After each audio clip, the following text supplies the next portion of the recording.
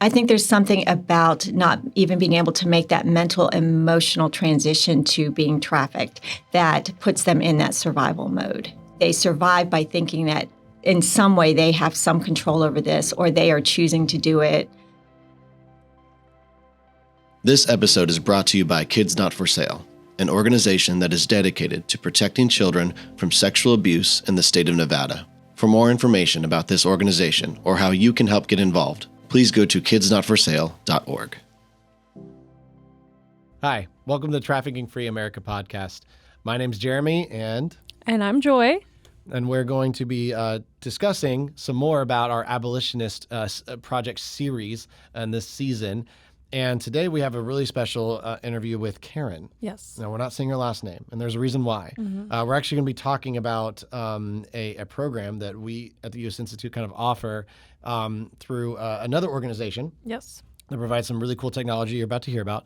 But there's a security reason for like what she's actually doing is helping victims currently caught in sex trafficking. And so we try to protect any volunteers' names and so on and so forth. So only sharing a first name for that reason. But correct. But yeah, what we're talking mostly about today is victim care, right? So why should we care about victim care as abolitionists in fighting human trafficking? While we should not only focus on victim care, but helping victims can change the trajectory of future trafficking because you're changing the dynamic of an entire generation. So we're providing a way for this victim to pursue a life they feel that they might not be able to attain, which is what we'll be going more in depth with Project Reachout and why it's such a benefit in that area. And so we've heard from safe home directors that most are captured in their brain.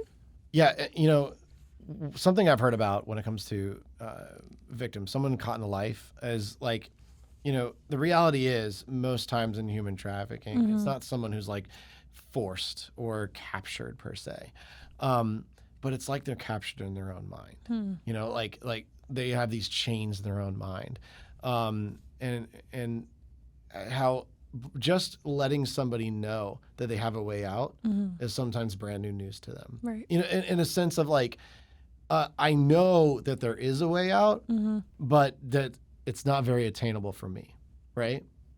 I mean, I think we've all thought that in our lifetime of like, I know something's achievable, but it's harder for me to achieve that than somebody else.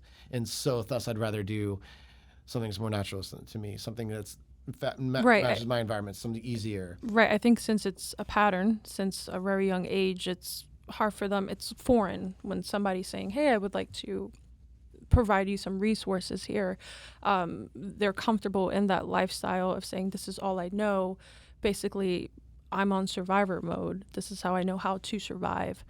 So yes.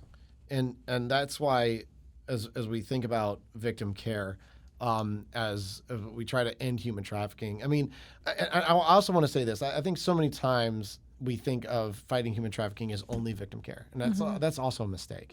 Like we do need to think about prevention, because I heard this story one time, right? It was actually done a story by entrepreneurs and whatnot, but it made a lot of sense to this. Yes. There was more of an illustration, metaphor. This is not a true story, but there's a bunch of people, being rescued from this river. Okay, this doctor drives his truck by. I think he notices all these people at the end of the river, pulling these people out because they're drowning. And they say, "You're a doctor. Come on, help us." But instead, what he does, he starts driving up the river.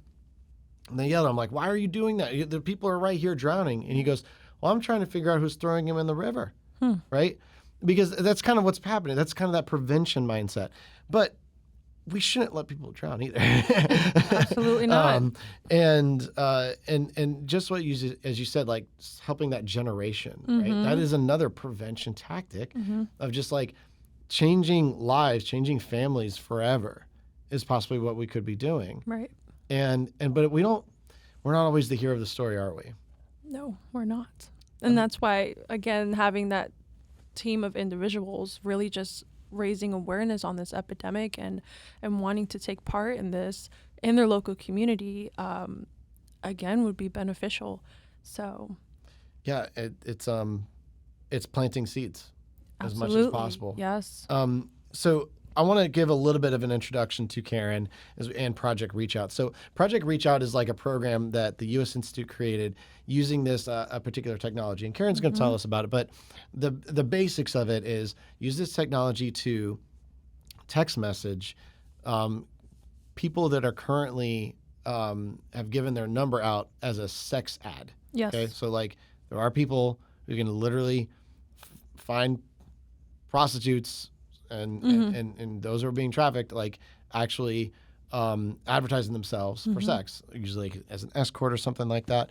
And so these websites exist, and so this technology scrapes it to where we can text message them and provide help, right? Yes. So the way that our organization does this is there's multiple ways to do it and using the technology, and I don't want to go too far into it before you hear Karen's full spiel, but the basics of it is that you kind of create these teams that focus on zip codes to text message like all the advertisements in that zip code. Yes. And I'm not going to give you the number, but it's way more than you think it is. Like when you think about like the city of Tampa and the zip code in Tampa. Just think of just thousands. Thousands of inside one zip code. Yep. So like a team of people kind of target one zip code to text message, follow people, so on and so forth. So Project Reachout is what we want to do is create teams to ultimately do this. So this is a fantastic way for abolitionists to get involved in actually helping fight human trafficking, providing victim care from your very home. Yes. Right? So if you got like young kids at home like I do, and it's really hard to really get out of the house a lot of times, this is something you can do. And so it's really neat. Now Karen runs our team at the U.S. Institute. So what we encourage people to do is like create a group from your own group of friends or possibly a church. It's a fantastic place to try to do this. Like if you're in a small group right now listening to this podcast, man, this is a fantastic thing for your smaller group to try to do. But we at the U.S. Institute hold one team, and Karen runs it. And so we're going to get to talking to her about Project Reachout and why ultimately it's important to be doing this victim care the way we're doing it, by basically planting seeds. Yes. Right? So without further ado, let's talk to Karen. Hey, Karen, thanks for joining us today at the Trafficking Free America podcast. I really appreciate it.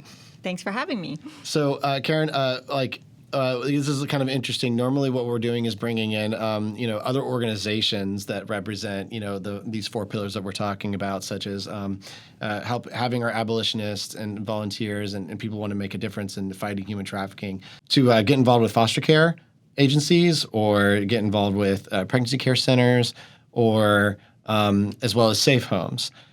But in your situation, you actually kind of work with the U.S. Institute, right? Yes. And in many ways, you are an abolitionist, one of the OGs, right? Yes. So tell us how you first got involved with the U.S. Institute. Well, a friend of mine that I worked with in pregnancy center ministry had left the pregnancy center and came to the U.S. Institute. And when my time wrapped up with the pregnancy center, she invited me to lunch, which I knew there was more to that. Yes. And then she invited me to, at the time, I believe it was the 5-year gala dinner that the U.S. Institute was having. And I came, and after that, it was, did I want to come on board and help her run Project Reachout, which I think is what we'll be talking about today. So that's how I got started. That is what we're talking about today. Yes, we're talking about Project Reachout, which as sometimes we've told our abolitionists like drop centers is like that fourth pillar in some ways. But we're going to talk a little bit about how Project Reachout kind of deals with drop centers and whatnot. But go ahead and tell us exactly what Project Reachout is. So Project Reachout is a program that uses an AI technology to allow us to actively text phone numbers that are being advertised on sex websites. So the technology goes in and pulls the phone numbers, and if there's any identifying information on the ads, like if there's a name or an age or if they do give their gender. So that pulls all that information so we don't have to go into those websites and see any of that.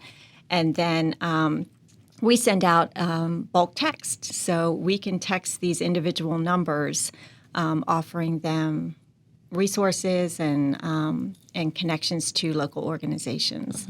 That's like, okay, so I think some of our audience is thinking right now, like advertisements for sex.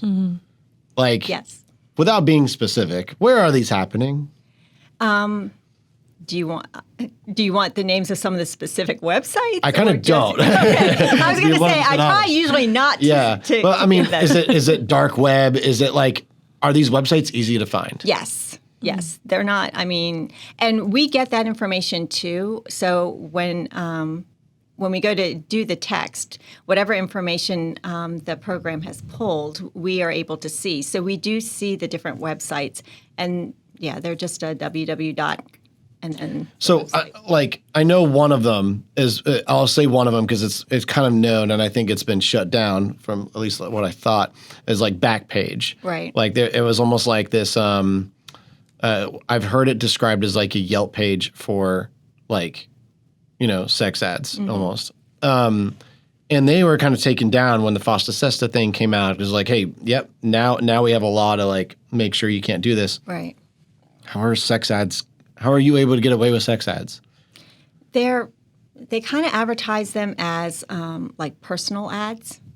So, and if you're over the age of 18, that they're supposed to be to post the ads, then it's not, I guess, considered illegal, or no one's really looking at it or trying to shut it down.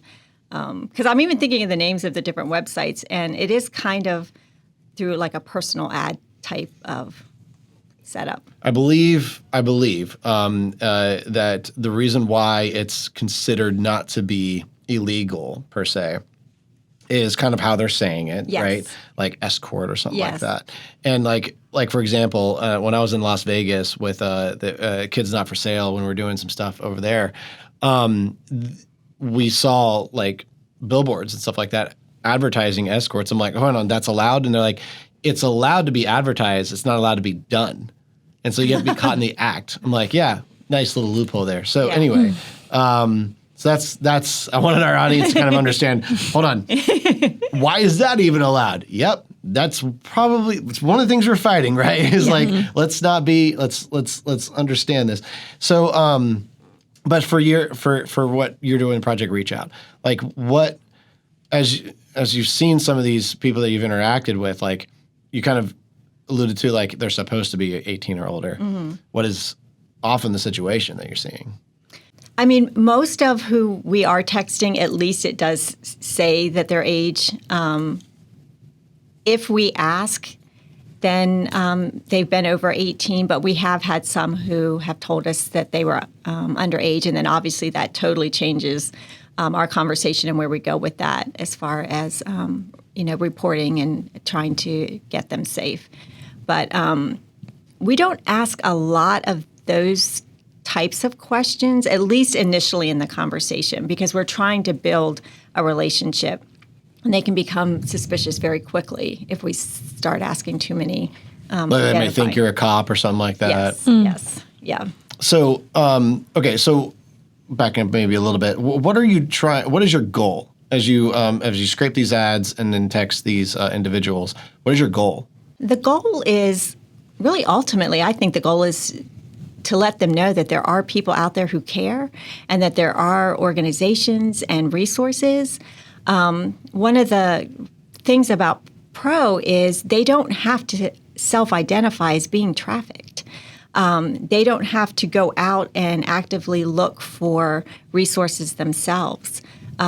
We're kind of doing that for them. When we send out the initial text, the initial script, we've had survivors help us word that. So we're not asking, hey, do you need help? Hey, do you want to get out? Because some of them aren't even identifying that they're being trafficked at this point. So I would say the goal is really that there is someone who cares and there are options and resources out there. When you say they're not identifying as being trafficked, like help our audience understand. What do you mean? What do you mean by that? How would someone not identify as being trafficked? They think that they are, I guess, in control of what's happening, and or some of them don't want to stop. They've said, I'm not ready to stop this. I'm making more money than you are, and they haven't put together the puzzle pieces yet. That if someone else is controlling their money, if someone else is controlling how they spend their time, that they are being trafficked. When someone else has that kind of control over their life, or is forcing, or some of them it's the boyfriend, and they think, I've had them say, well, but he loves me, and I'm doing this, to support him, so they don't see it as trafficking.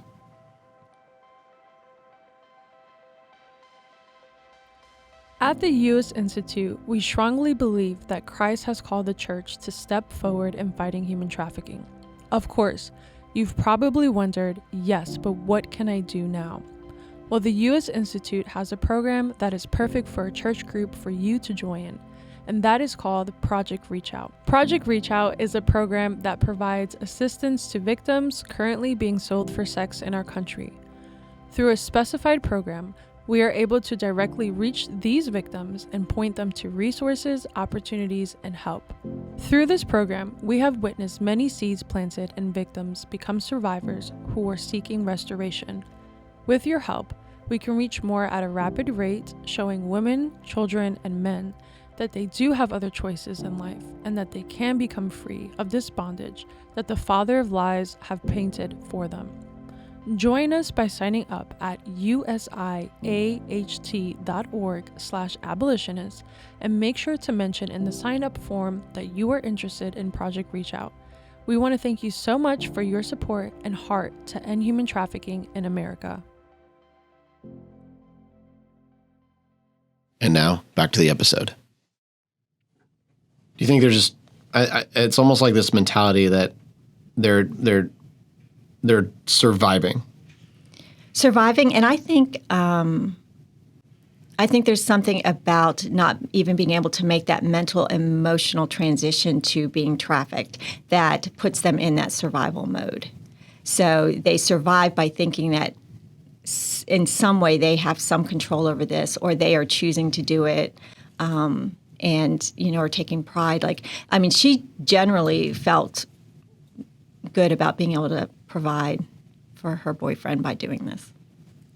Karen, I kind of want to know, how do you provide this service with, the understanding that there's not always a happy ending to, let's say you're responding to someone and they're, denying that service. I just want to know where you're at with that. Yeah. That can be a harder, and if anything will make me tear up, it'll probably be that. But I think if God has called you to this, He is going to equip you to be able to manage that part of it, because there is a lot of I guess we would say seed planting with Project Reachout. Some of what keeps me going is when you do get the responses that say thank you, or I didn't know there were people like this out there, or I didn't know these kind of organizations existed. That can mean a lot. And one of my volunteers now, whenever she gets one of those responses, she's just kind of sending them to me so that I can start kind of tracking what some of our responses are. And even when I see them from her, and I look down her list and I see the thank you, or that, this meant so much, it encourages me to keep going. And then hearing some of the victim survivor stories, and when they say how much it meant to them when one person reached out to them somehow, some way, and they knew that there were people who cared and people who weren't judging them. So that's probably how. Yes, of course. When you're texting them, it's not like you're just texting directly from your phone, your personal phone number. They know you personally, right? This isn't a software where you're utilizing, a different type of phone number, a different way of texting them, right? Just help our audience understand. This isn't like traditional texting, right? Yes. It'll feel kind of like traditional texting, but it goes through that software program. So everything is filtered through that. So you may be using your own computer, but it's all through that software program. We ask the volunteers to even set up a separate email from what their personal email is. Because that's how they get set up in the software program app is through an email address. So we don't even want that to be their personal one. So just create one, and that's how they'll communicate with the software. They never are communicating with the men or women that we're texting through that email. But so everything goes through that app. It's a phone number that is generated from that app. That gets texted out to them, and that's the one they're responding through. We never take it offline, like onto a phone. Well, except for me. I do have a phone through the U.S. Institute that if someone really wants to take it offline, but then that's not my personal phone. That's a phone that the U.S. Institute has provided that I can use to go offline with them. So are people, when they're doing this, they are safe, right? Yes. I mean, it is absolutely safe. We do get some texts that are threatening and can be a little shocking when you first see them. Some of the things that they say that they're going to do, or come find you and that type of thing. When we get that type of text, we don't continue texting with that number. We're able to report it to the organization that has the software program, and then they block that number, and then they're able to research that number and take it from there. So no one has to continue engaging in a conversation if a threat comes across, which is why we're so careful about the wording that we use when we're texting, because we don't know who else is looking at their phone, and it's very likely that their trafficker or their pimp is seeing what we're sending also. So we do have scripts, especially for the initial text that we send out. And I mean, from there, obviously, just like this, the conversation kind of takes a life of its own. But we have a lot of ways to help the volunteers. If they say this or they ask for this, here's some ways to respond. I try to be available as much as possible especially when someone new is texting. So if they're like, hey, they said this, what do I say? I can, help kind of guide them through that, or jump on and look at, what someone's saying or asking for. So I want to know, when you're going through the conversation with this individual, what resources are you offering them? We only offer resources that we know we have a good organization to refer to. So we have done a lot of time, a lot of good people, even before I came on board, have done a lot of research, and we continue to.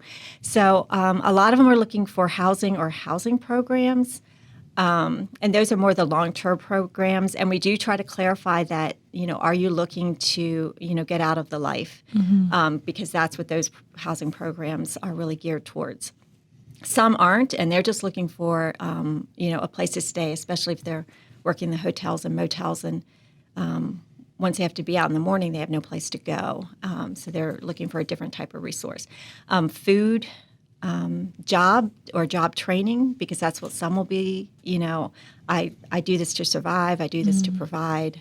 So I need job or job training. And then medical, STD testing, and dental is a big one. Dental work. I've had them ask for all kinds of things. Right. Do you know someone who can, repair my car? I'm living in my car. My car's broken down, so I can't even get another job if I want to.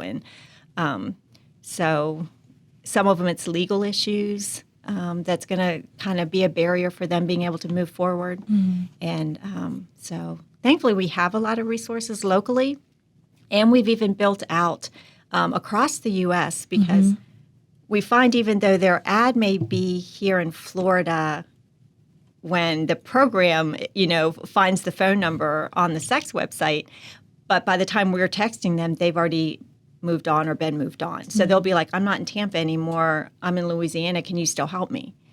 And as much as we can, we will try. So we are trying to build those resources which takes, time and work because we want to vet any place we're going to send them to. Sure. That is one of the ways that someone as an abolitionist can get involved with Project Reachout is simply just kind of not necessarily the one texting, but the one actually helping come up with resources, right? Yes. I know that it's something that we at the U.S. Institute wanted to help provide is like having resources in every single city throughout the entire U.S., right? So that there was never someone who could just kind of be left alone, right? Or sorry, we can't help you. And we need abolitionists to ultimately build that. But talking about how the texting works, like how explain to our audience exactly how our team structure works and stuff and whatnot, because you handle our team at the U.S. Institute. Yes. So are you talking about when they are initially being onboarded as a volunteer, or when you actually just start kind of like in texting? general, how does it work? Like we have teams and individuals that can join this, right? So what our ultimate goal is to build teams, right? Yes. So that we will have teams like what we have here throughout the U.S. texting. This is there's nothing else like this in the Tampa area that's proactively texting and reaching out to, men and women who are advertising for sex. So when you come on board, there's an application. We do a background check, and there's training. I'll walk you through like what a text looks like, show you even some examples of what some of the conversations, because some of the replies are, they're looking to see if you want to have sex with them, and they will get graphic and explain things and describe things. And so we just want anyone to be prepared for, what they might see. So they can come on as an individual, as part of like the Tampa team. They can also come through our abolitionist project if their church is looking to maybe start a team like this. The more people we can have doing this, the more people we can reach. The last time I got a report, just for the zip code that we use in the Tampa area, we're only using one zip code in the Tampa area, and there were over 13,000 ads for us to text. Wow. So if we can bring on more teams, whether it's in Tampa or in other areas in the U.S., and help train them and help introduce them to this technology. So what we do at the U.S. Institute is we handle our own team, right? Yes. And then, but how are ways that someone as an individual or as a team can actually get involved and possibly start doing this as well? Well, they can visit our website, the U.S. Institute Against Human Trafficking.org, and sign up to be an abolitionist. And when they sign up to be an abolitionist, make sure that they indicate that they're interested in PRO or Project Reachout. And then they will be, contacted from there, depending if, they're coming on board as an individual to our team or looking to start a team. Then we'll help walk them through the process.